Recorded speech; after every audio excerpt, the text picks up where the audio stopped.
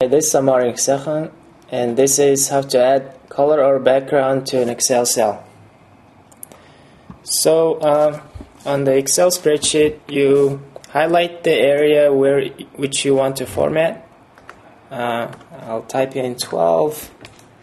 I'm gonna highlight it and go to the tool menu, and you select the color you want to use. I'll just use yellow for now. And you see that now the cell is yellow. That's how to add a color. If you want to do other formatting changes, for example, put a square around it, you can select square and see that it's in the square now. If you want to remove it, you highlight it, use the drop down menu, use empty, and it clears out. You can also make it bold. You just select B on the toolbar menu and see now it's bold. You can make it italic. It's italic now. You can also underline it.